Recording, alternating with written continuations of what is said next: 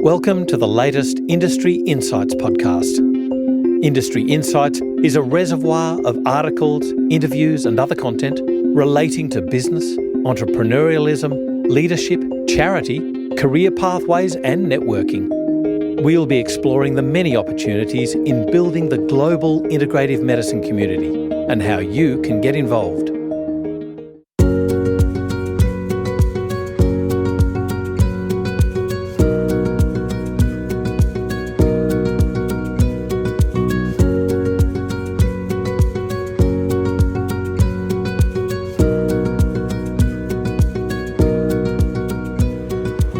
This is FX Medicine. I'm Andrew Whitfield Cook. As part of our On the Road series of FX Medicine podcasts, I'm here visiting Sally Mathrick, who's a naturopath practicing in Bendigo, Victoria. Sally finished naturopathy in 2003, but that certainly wasn't the beginning of her career. We'll talk to her about this because it's just too involved to cover. Sally has a passion and a real concern for the health of the world and her patients. But I think most of all, Sally is a teacher. She's a teacher of healthy eating, not just to lose weight, but also to enjoy life. She teaches yoga and she even teaches fermented foods, amongst many other things. So let's go into Sally's practice and we'll speak to her about the passions in her life. So here we are inside Sally's home/clinic, and I've got to say, Sally, this is a beautiful, beautiful place that you've created here. It's really open, it's light and airy, it's got a real homesteady sort of feel about it. And you cooked us a gorgeous lunch. Thank you so much. Can I ask you firstly to run through that recipe, those things that you put together, because they come from a very special place out in your garden, some of them, don't they? Yes. Well, Andrew, we had some sustainably caught sardines, which I did with some fresh onion from the garden, a little bit of passata, tomato passata, and some olives. And then we had some mushrooms, which are just portobello mushrooms, and I also had some shiitake, organic shiitake mushrooms. Did that with some garlic and some, I think I used coconut oil. And then we put some fresh parsley on top, and then lemon juice. So the parsley was from the garden. And then we had a little green salad and avocado, and I put some more coriander from the garden and some rocket from the garden. So we just basically had a feast, didn't we? And even the rocket, like just picking it with you, like it was just beautiful. But the sweet potato was different. Slow cooked. Is that what it is? Roasted. Skin on and organic. Yeah. So tell me more about this, because this is a real passion of yours and it just shines. Just when you showed us around your veggie garden, which is more than a veggie garden, I might add, but when you showed us around your garden, it's really functional.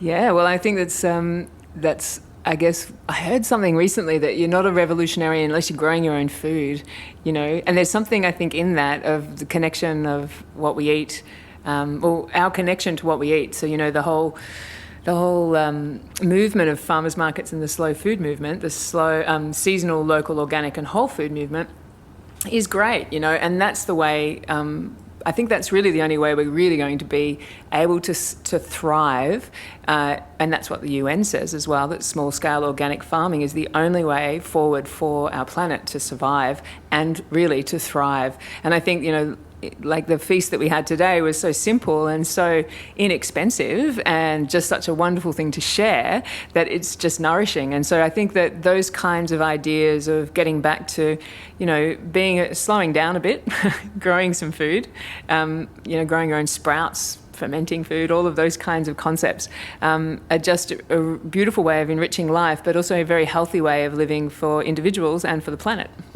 And indeed, like I'm just casting my mind back to memories of childhood where we used to grow radishes and beans in the garden and carrots. Very easy, simple things to grow. Yeah. Staples, though, for a good healthy diet. They never made it to the kitchen table. We'd be eating the radishes out in the garden. Yeah, that's right. And what I used to love as well, and I really do think this is a really important thing, is that they weren't clean washed. They'd still have a little bit of dirt. There was a little bit of grit that got in your teeth, and yet that was part of this love of them. Interesting, isn't that interesting? I love that too. And I was just reflecting on eating fresh corn, corn on the cob, just taking it straight off and eating it. And I think, there's obviously so much, such a huge explosion of research into the microbiome and into, what is it that creates a healthy microbiome. And there's something so important about the localness of your microbiome, and one of those things of when you travel, always eat the local yogurts or always eat the local, fermented foods or the little pickles and things like that, so that you're kind of coming into a more harmonious way with that microbe or microbial life force that's there. And as we were speaking earlier about the fermented food, that whole idea of what is that thing that ferments, that alchemical process that happens with fermentation, which is obviously because of the bacterial species. But that idea of when we're making a fermented food, we use not only is the bacteria from the food itself part of the fermentation, the bacteria from the hands that are squishing the cabbage or whatever it is also part of it.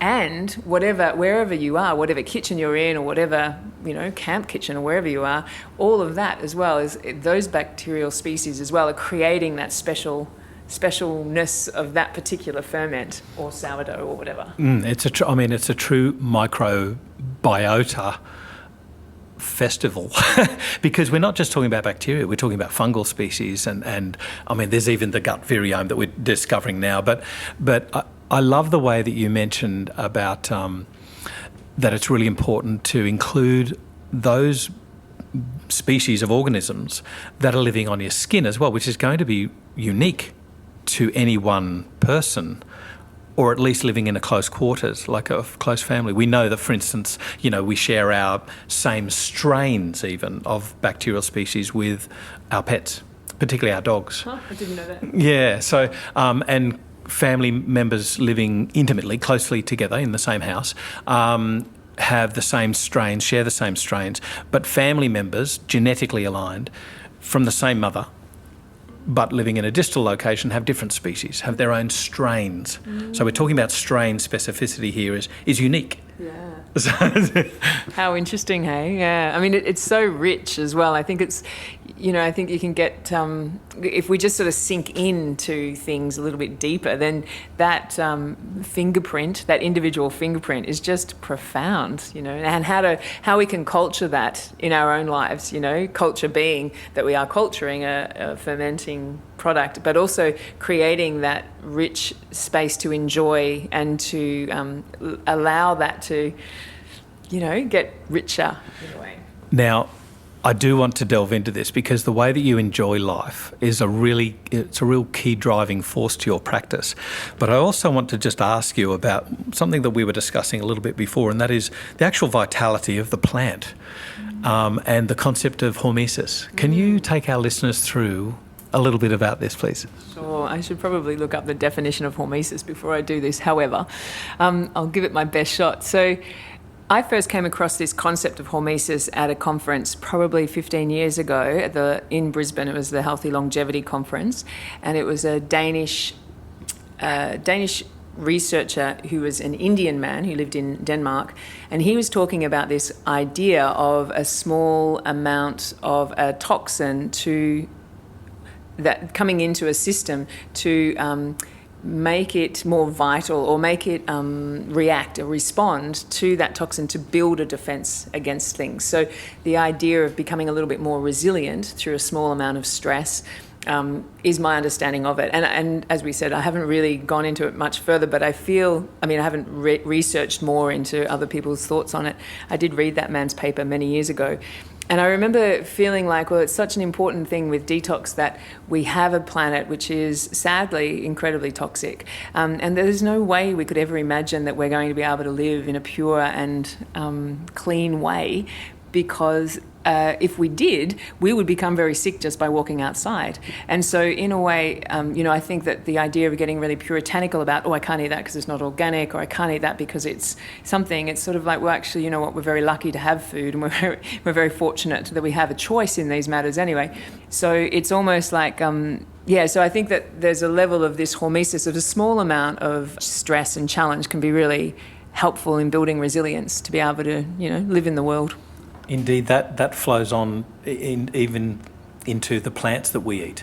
That, a purely grown plant won't have that stimulus to create things like bioflavonoids and salicylates, which are a protective mechanism. And therefore you will become reliant on more pesticides and other chemicals to protect the plant because it hasn't induced its own protection mechanisms. So how then do you manage your beautiful garden there? my slug lawn. So I've been really lucky actually with my garden, because I think obviously the key is to make sure the soil is good, and nourishing the soil, and because this land wasn't used for a really long time, it had probably 2 or 3 decades of just sitting and building its own infrastructure, which is really lucky, I think. And so then, obviously, putting compost through and putting manures through, and then just planting things and allowing them to flourish. I did do a biodynamic 500 spray last spring, and everything just boomed after that. It was amazing. So, of course, that's, looking to... So biodynamic 500 is a preparation that comes from the cow poo that's put in the cow horn, that's dug into a certain area of the paddock at a certain time of the moon, and then Rudolf Steiner developed the biodynamic process. And so then after I think it's after one season, or maybe however many moons, I'm not sure, they pull it up and all of the cow manure has come into these little balls, and you can buy this preparation which is called BD 500. You put that into some water, and then you have to make a vortex with your hand. So it has to be in a big vat, but it can't be plastic. It has to be either copper or glass or some sort of natural, ceramic or something. And then you just create a vortex with your hand, and then you go around the other way with the vortex in the opposite direction. So you create that chaos and vitalize it. So you do potentizing of it, and then you spray it all over the land. And so I did that. I actually did it on a full moon eclipse night, because we've had so many amazing astrological events. So I did it on an amazing astrological event, sprayed it, and I swear after that things just went whoosh, And I mean, in terms of the insects, I've never sprayed obviously any pesticides on there. And I tend to just take them off and put them in the bin, because I don't even like killing them. I've got this thing. And then with these snails, I do have some VB cans open that hopefully they're going to go and get drunk and have a party. And For our overseas listeners, VB is the Australian acronym of Victoria Bitter Beer. A cheap beer, not a boutique beer. Yeah. But apparently the slugs are attracted to it? Apparently. And so, yes, they do. They crawl in. They like the smell of beer. They crawl in, and then they fall in, and then they drown. Yeah, so it is a bit of a trap. Right. But they drown happy. Yeah, they drown drunk. They drown in just like exquisite happiness. Yeah.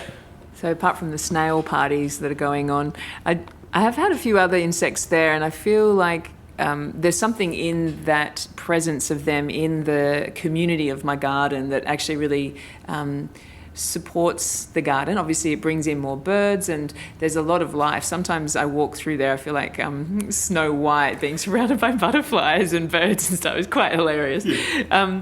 So that's been a nice experience. But also in terms of the potency or the health of the plant, of course, we know as herbalists that the secondary metabolites are kind of increased in the plant when the plant has to mount a defense against a predator, whether that's a grasshopper or whatever kind of bug or scale or whatever. So so I think that's also a really nice thing to learn about as well. And I think when you have a garden and you are growing your own food and you want to eat the food, you don't want the snails and slugs to eat it all, or the grasshoppers to eat them all.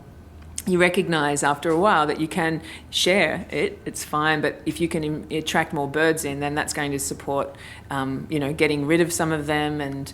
natural control. Natural controls. And there's quite a lot of them, I think, there's a lot, and I'm only just learning them, putting sticky stuff around the base of your pear trees, so that I think it's a moth, that the larva can't actually climb past the sticky stuff. So they don't go into the plant or into the fruit. And then with curly leaf, I've refrained from using copper just because of copper imbalances and stuff. And so all I do with the curly leaf on the nectarines and the stone fruits is just keep an eye on it. It's only a small tree, so I just sort of pull off all of the leaves. And what my hope is if I do that for a few seasons, it will build a resilience. And I don't know if that's actually going to happen, but I'm treating it like it's a human being and that we can build its immune system. So hopefully that will work. I don't know.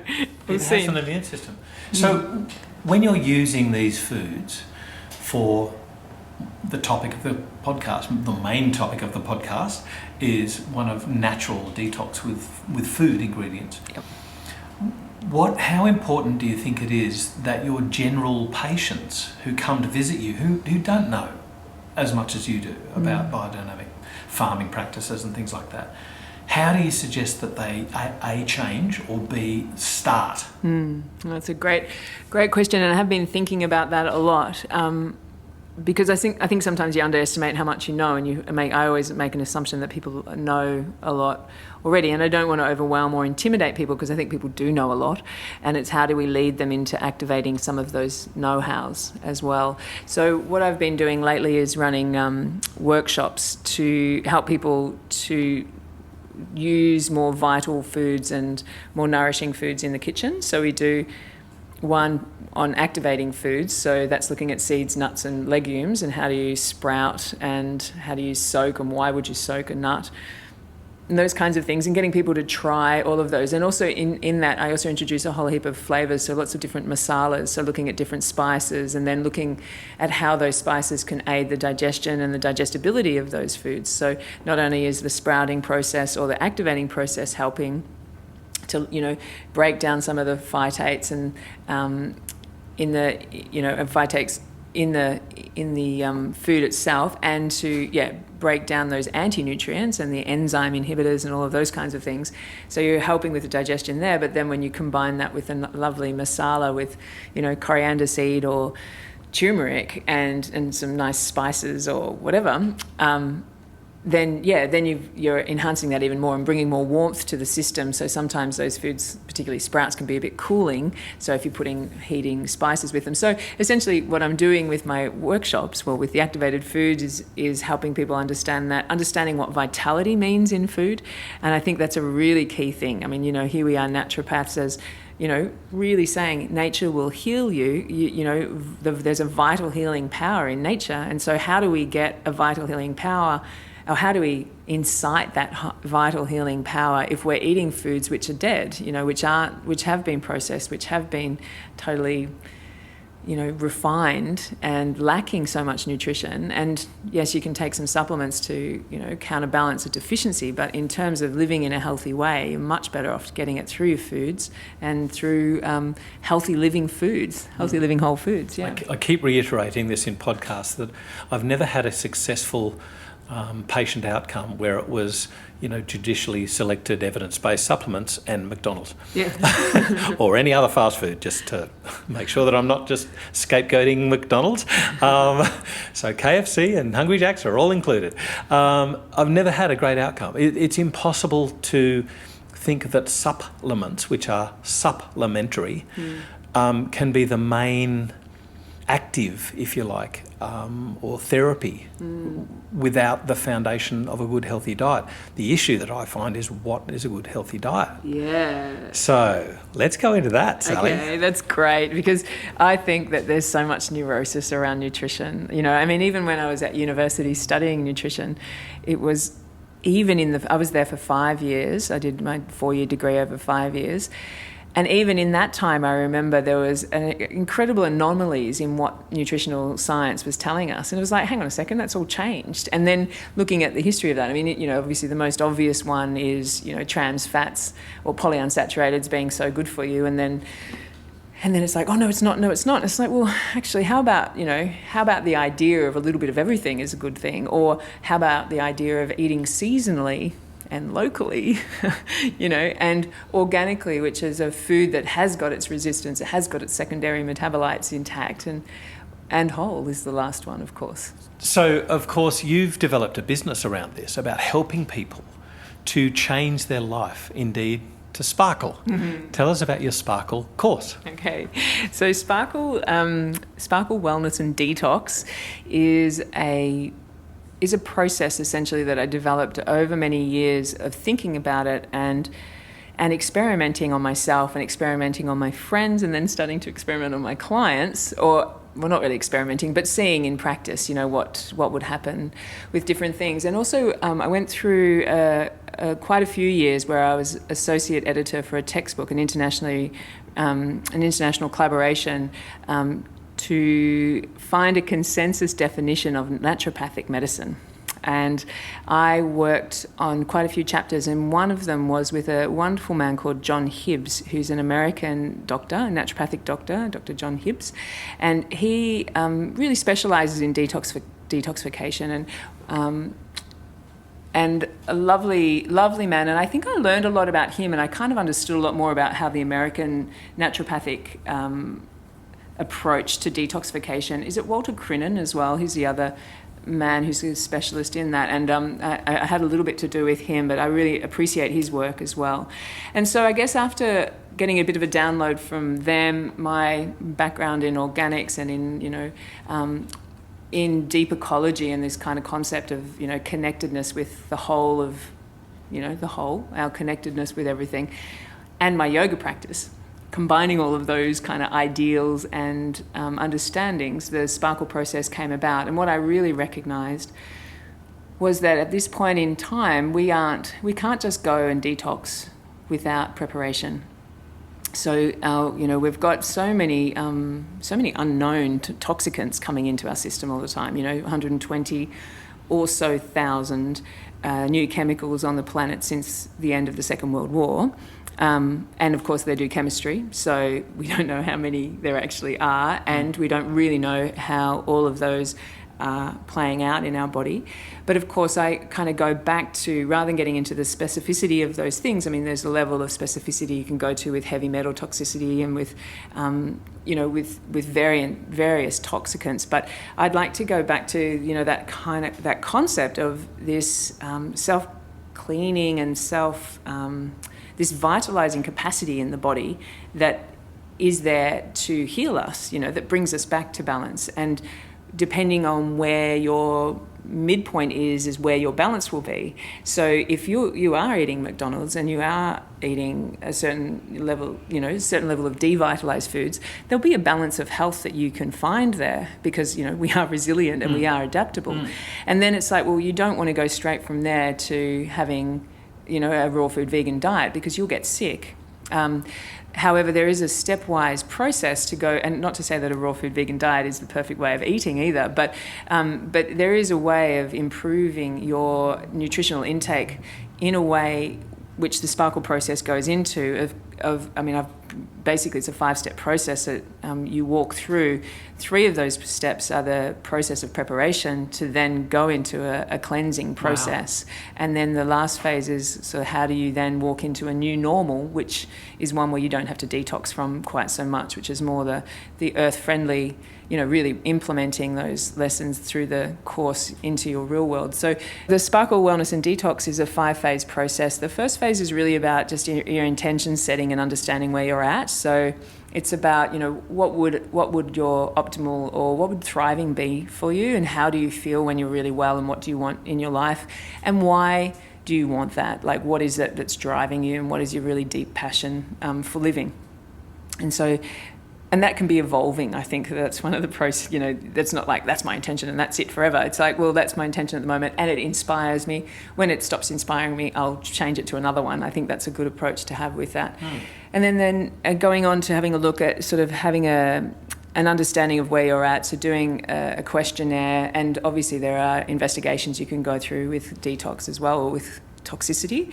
So looking at some of those. And then so once you kind of get an understanding of where you're at, and you also recognize this self-healing capacity of the body. So even though we do sometimes go through that quiz process of like, oh my God, my liver is so toxic, or my kidneys are so toxic, or whatever, I've been exposed to so many toxicants, rather than feeling despair, we can kind of go back to that understanding of, the self-cleansing nature of our bodies.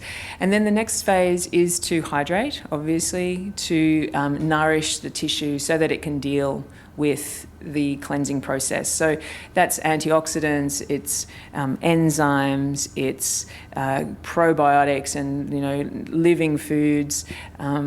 It's, enhancing your vitality to be able to deal with that. So there's quite a few parts in that section. So these are in preparation to a detox. Like most people would say this is part of the detox. You're saying, no, this is part of the preparation to get your body ready. Yeah.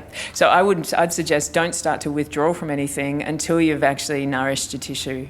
And so then third step is to look at, okay, what toxins or toxicants are you ready to withdraw from? And which ones, are there some body care products that you're willing to let go of? Are there some, do you want to reduce your coffee and alcohol intake? Or are you ready to stop smoking? Or do you want to stop sugar? And what is it exactly that you want to let go of? And so then allowing that to be replaced by a whole heap of really health-giving things. So looking at the alternatives to those addictive substances often, but also ones that aren't creating health for the body. So helping and supporting the body through that.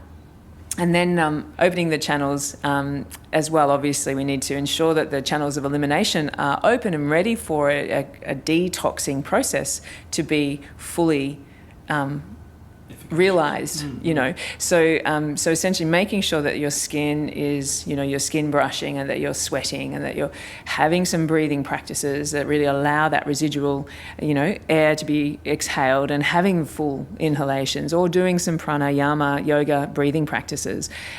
Looking at, obviously your stool function, making sure your fibers are good, that the probiotics and prebiotics and all of the, the environment of the gut is healthy so that there's regular elimination, and of course the hydration and supporting the kidneys to eliminate as well. And then the minor channels of elimination as well. So looking at opening the channels of elimination and supporting the body to go through that detox, and then you're ready to do a detox. And the detox for me would be generally like a form of fasting. Not I don't really recommend water fasting today, but a form of fasting where you relax. There's so many things that have opened up in my mind just along that way. Like, I've got to say, I'm really attuned to what you're saying, because I've often found that people who are doing a detox, it's almost as if they're doing it to somebody rather than for their patients. What I love about what you just said is what their patients will choose about what might be bad, quote unquote, in their life to let go of if they want to. For instance, if I was going to do a detox, there's no way on God's green earth that I'm going to be giving up my scotch. Yet. I mean, you might one day. I think that's the thing. It's a process, I don't think detox is a one-off. Obviously, the tradition is that you do it at the change of the seasons, once or twice, 3 or 4 times a year. In the Ayurvedic way, the noble people would do 21-day detoxes, or like panchakarmas, I think 4 times a year. So the tradition is that you do it regularly. So it's not like that's my detox and then that's it. So when you're 85, you might think, you know what, I could probably do with just 3 scotches a week now instead of 18 or whatever. No, I'm going to do a Scottish detox. Well, we've lost so many of these traditions, regardless of where you come from on earth. I think one of the big things that's missing in our societies, in our quote-unquote civilization, is this sort of transition into adulthood. Yeah, of course. Well, there's a lot of people working on that now. I mean, even here in central Victoria, there's a friend of mine's working with the Pink Tent, which is a space for young girls to go. And another friend is working with girls moving into sexual maturity. And of course, Dr. Arne Rubenstein from Byron, he's been working with the Pathways to Manhood project. So he was working with them, and then he set up his own I can't remember the name of his business, but but they're working a lot towards that, that initiation into what is it to be a grown up, And I think, I don't think I realised that until I was about 40, really. Many people say I still haven't realised that. But an important thing that tweaked in my mind was something that you said about relaxing. And it's a key thing. Living in the 21st century, we all talk about stress, de-stressing, and we do it for a weekend or we do it for a day. But that's not part of a real healthy lifestyle. How do you then attune somebody? How do you then invite somebody to say, hey, this might be really cool for you? How do you change somebody's outlook on that? Well, it's a good question. How do you change that ingrained pattern of I must keep going that we have? And I mean, I'm at the moment, I think the answer to that question is you reinforce that they're already enough, that they're perfect the way they are, and that there's some, even if they are in a state of disease, which, you know, obviously a lot of people come when they are unwell, that also has its level of perfection because it's showing them this is a point that I can change from. I can make a decision, I can choose. But I think there's something in that relaxing of going, you know what, here is good, I am good, this is perfect for me right now, without the fear of missing out, you know, without the, oh, hang on, who's thinking about this, and getting onto the, you know, social media. I mean, I love social media, I think it's great, but that whole thing of actually doing a DIY, you know, digital detox, as they call it, it's sort of just bringing it closer to yourself and bringing your energy into your own, you know, your own small self, which isn't small, and allowing that, you know, to really nourish you. And there's some level of innate perfection and an acceptance of that, which is intrinsically relaxing. And it's a matter of finding that through whichever avenue works for you. So that might be yoga. I mean, I find yoga really beneficial to help me find that. But for some people, it might be music. For others, it might be painting or drawing or walking in nature or gardening or, you know, meditating or watching a sunset or swimming or whatever it is, whatever really enhances that feeling of this is good, everything is good. That is inherently, you can't detox when you're stressed because your tissues won't let go of anything. You know, you basically are holding things in. I mean, you're still obviously letting go of carbon dioxide and you'll still be going to the toilet and stuff, but you won't actually be clearing out things. So that idea of relaxation is really, really pivotal, I think, in being successful in that. And sleep, of course, is incredibly detoxifying. So, yeah. I've got to say, you've got probably the most holistic approach to detox that I've ever heard. Oh. And it's something that I think we really need to re-grasp, this whole thing about, when you say preparing for a detox, it's about where are we in the 21st century and really sort of paying homage to that and acknowledging that there are things going on for every one of us in today's lifestyle. But one of the things that I think is wonderful about you, Sally, is that you're not this person that have gone, I am this. You have this, today, there's this thing, there's that over there, look at that. You've got this sense of wonder about you.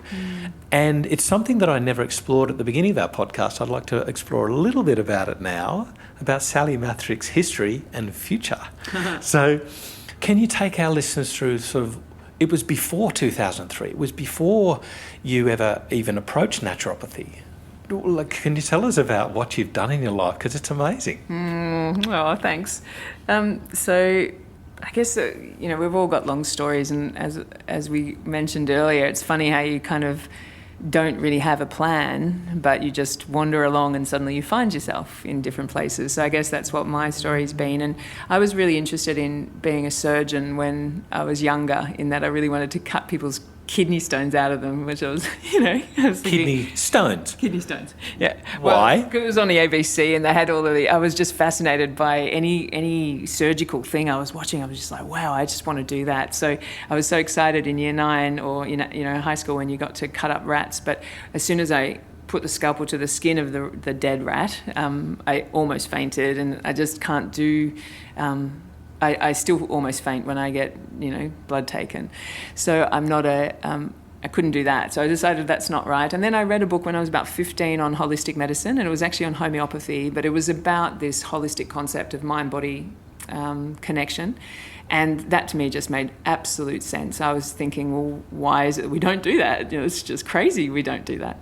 And so I was very keen to study naturopathy when I was around 18 or 19, and I looked at the Southern School of Natural Therapies, and but I was a smoker and a drinker, and I was partying, and I just didn't want to stop that. And I got into Melbourne Uni, so I ended up doing an arts degree, and I ended up majoring there in political psychology and psychoanalysis and social theory.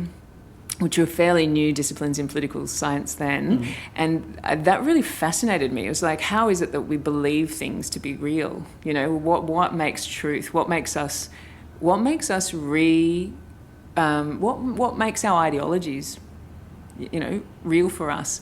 And so those kind of questions really inspired me, and I was really interested in that, and looking at different cultures and looking at different ways that different people did things. I found it amazing, as well as how we're so easily controlled, you know, and so easily manipulated by the political forces. And I think that propaganda is now becoming more transparent, but I mean, we're going back, you know, 23 years.